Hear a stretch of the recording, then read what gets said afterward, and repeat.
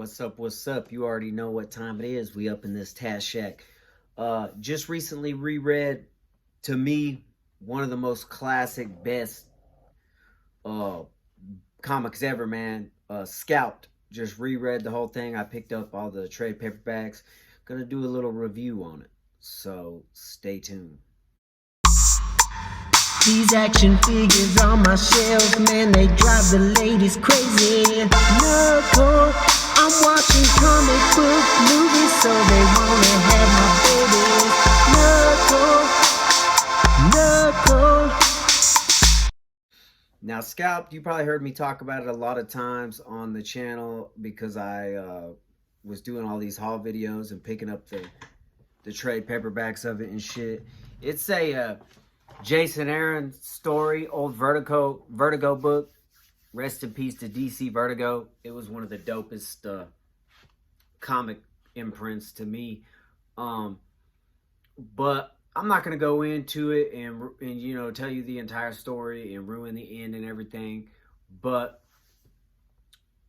I know Jason Aaron writes like everything in the damn Marvel universe now, and that's sick or whatever. But this shit, dude, let me tell you, when I found this book in the early 2000s, I think it was like one of those comic books that for the first time in a long time really pulled me in and like took me out of the world around me and made me feel like I was in that world. And the artwork in it was super vivid. It's like super savage, gritty, like drugs, violence, sex, fucking death, like. And I heard somebody once sum it up as Sopranos on an Indian reservation, which kind of makes sense. You got the story, and also this shit wasn't PC, bro. This was before everything got soft as fuck. Like, man, it is raw, it is savage. There's like assassin fucking serial killers in it, like Asian gangs versus Native American gangs, fucking crooked FBI agents, people getting killed, people getting fucking murdered, like crunk shit. And a lot of bad language, a lot of not what would be considered politically correct, but not in a demeaning way or anything like that either. And I don't think it was like in a culturally appropriating way either, because like I have Native American ancestry on my side of the family and shit, so you know I know a thing or two about that. We used to be up in these powwows and all that type of shit. But I think it handled like Native American folklore and like shit like that really cool, and like tribal shit, like how shit is on Indian reservations, because trust me, dog, I've been around a few, and they're pretty crunk, man. It's like their own world. And shout out to anybody who's Native American or lives on a reservation. I don't know, it's been a while since I've been on one, but maybe it's different now. But it's kind of like its own thing outside of society, I feel like. I don't know, man. Somebody will probably get triggered by that, but real natives, man, they know what's up. But it also, I think, paid attention to like the heritage and the culture of Native Americans, and in good way too. You know, it showed the good and bad of everything, and that's just like with every walk of life. But basically, Dashiell Bad Horse was like a soldier and shit, and he left the reservation because he didn't want to live there. He wasn't proud of it, but he got roped into some shit with the FBI because this one agent, some of his partners were killed way back in the day by some like Native American activists, and his whole mission is to make this guy Dashiell Bad Horse go back to the reservation, find out who killed him so he can kill him. This FBI agent is like super crooked, dude. Like, he's always double-crossing people, killing people. He's always looking at porn magazines for some reason. I don't know why. But he thinks Lincoln Red Crow, the chief of the village, who like the tribal council dude who like owns the casino and all this shit, and he's basically like a Native American mob boss, he thinks that dude is the one who killed him. But when you find out who really killed his homies, and like Dash's mom ends up getting killed, and you find out who kills her and all this shit, it's totally not the motherfucker you would expect. There's so many twists and turns in this book that it's like, damn, bro.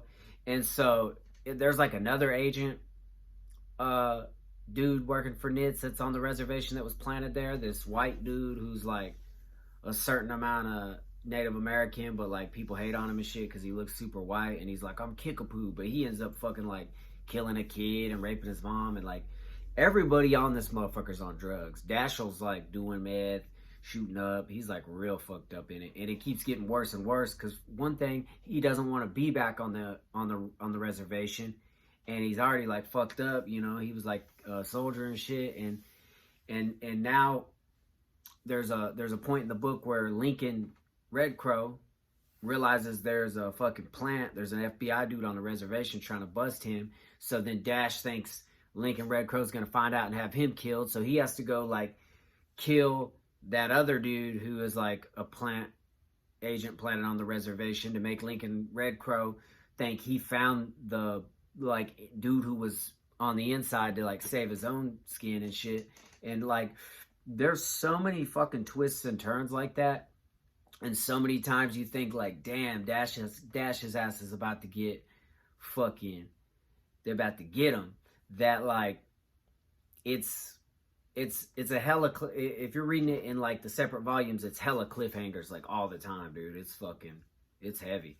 And there's like all these other side characters in it, like Lincoln Red Crow's daughter, who's fucking a drug addict and a stripper and shit, and her and Dash like get in a little entanglement and like fuck around. And there's this other like mystical like outlaw kind of Native American loner dude who's like thinks the gods are like guiding him to fucking guide Dash. And like there's a lot of crime, a lot of backstabbing, a lot of backcrossing, a lot of murder, a lot of mystical shit. And it's just a really fucking good book, dude. There's not much else I can say, I think, without going through the entire plot of every fucking, you know, part of the book and telling you what happens at the end and everything. But trust me when I say it's one of the best comic books I've ever read in my life, and you should definitely check out Scalped. If you haven't checked it out, man, or if you have, let me know, man. Hit me up in the comments below. Let me know what you think about it. Do you plan on checking it out?